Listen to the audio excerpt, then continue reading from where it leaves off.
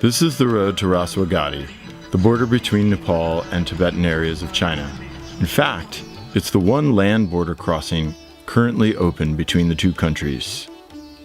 In ancient times, this road through Nepal's Rasuwa district was a major trade route between the two countries. But for most of the 20th and 21st centuries, there was little here in terms of infrastructure and development. Langtang National Park, one of Nepal's premier wildernesses, is immediately adjacent to this area. Within the last several years, however, and with Nepal's entrance into China's One Belt, One Road plan to unite countries through trade and commerce, that has all changed. China has sunk over $1 billion into Nepal as a whole, and millions to develop this area. Chinese hydropower companies are building 5 major dams in this small district alone, and 17 across Nepal. China is building Nepal a dry port customs facility at Tamure to process the greatly increased trade. There are plans for Chinese construction teams to improve the challenging road in the area. Within the next 2 or 3 years, the Sky Train across Tibetan areas of China is planned, down through the Nepali border town of Rasuwagadhi, and, eventually perhaps, to Kathmandu and India. All of this development has profound implications, both experts and locals say, for the area. Local Nepalis speak of their hopes for economic development.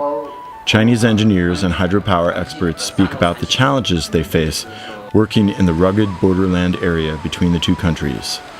The whole region seems to rumble with a frontier town atmosphere of change and opportunity. While many of the Chinese-backed projects are large in scale and infrastructure related, a Chinese aid organization is even building a school library in Sabrabesi, a town 17 kilometers from the border, which serves as a kind of starting point for the borderland area. Madhav Lamachane, principal and math teacher at Shayame Wangpel Secondary School in the small town of Sabrabesi, talks about the importance of the project to the school he's worked at for many years. We are teaching the students in temporary rooms just now, and this building is for a library, and this is with the help of Chinese government. The bilateral help will be increased with this project, I think. As further evidence of just how intertwined the border region has become, our team discovers a group of Chinese construction workers living nearby. Their main concern seems to be making a living far from home.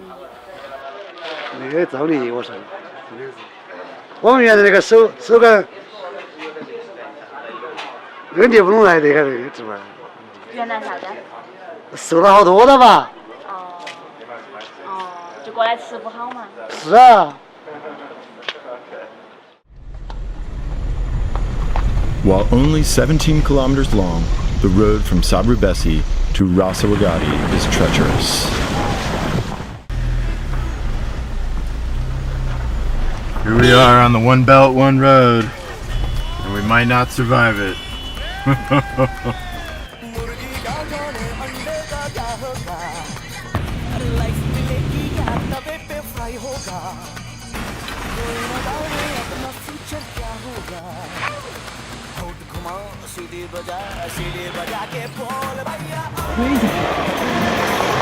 Dangerous. Terrible. You want to go back? No. I feel good. I feel excited now. Hundreds of Nepali truck drivers line up at a checkpoint in Tamure, a town roughly halfway to the border from Sabrabesi. Only local border area Rasuwa district truckers are allowed to cross the border into China. But still, they say, they often have to wait days, weeks, or even a month to get across, as China regulates the numbers. They also face numerous challenges along the road.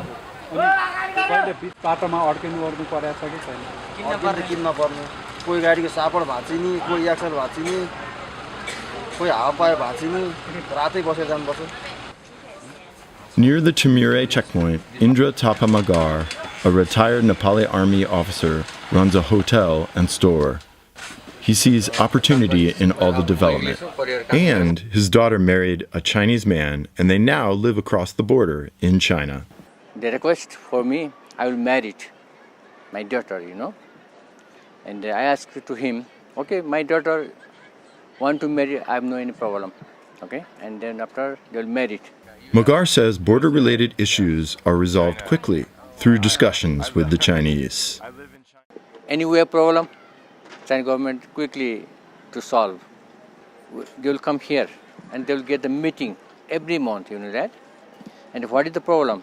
Our border area, And they will coming and they will get the meeting and also solve. As the Nepali government lacks funds and infrastructure creating ability, China is also building a dry port, a kind of customs clearinghouse at Timure. Ergen Sering Tamang is the chairman of the Rasuwa Trucking Association.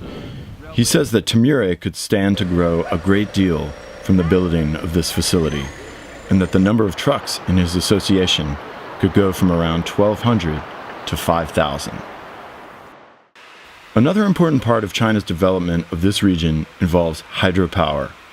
Nepal as a country lacks natural resources such as coal or oil. One thing it does have, however, is water. The Rasuwagadhi hydropower project broke ground in 2014, a 111 megawatt dam that will provide energy to Nepal's main power company. It's also the biggest of the 5 dams in the region. Nepal suffers from chronic shortages of electricity. Blackouts from the nationwide power grid are not uncommon. However, the country, many experts believe, has the capacity to produce roughly 40,000 megawatts if all its resources were tapped. That would not only be enough to fulfill all the country's energy needs, but enough to become an energy exporter.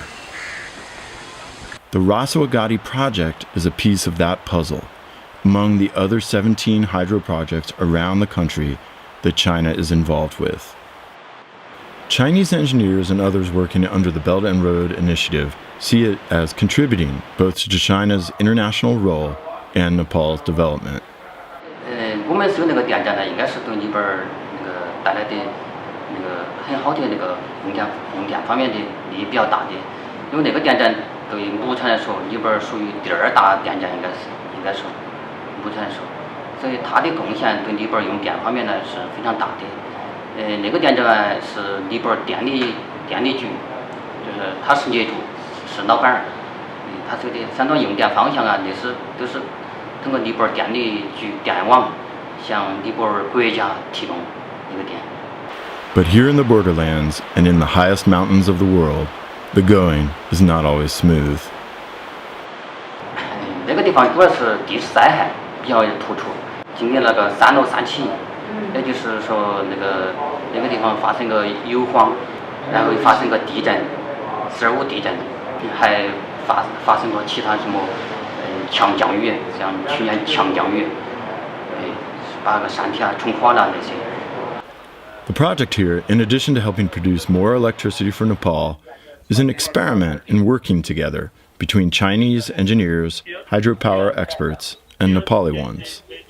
This is very good to work with Chinese people, and I hope the cooperation between Chinese and Nepali will go forever for the development of Nepal as well as for the economic good betterness of China also. And while everyone involved acknowledges the positives of development in the region, from hydropower to increased trade, they also acknowledge the potential downsides. Garbages are there, so village is being so polluted by that. Another thing, we can't see even local people here. We all see from migrated people here.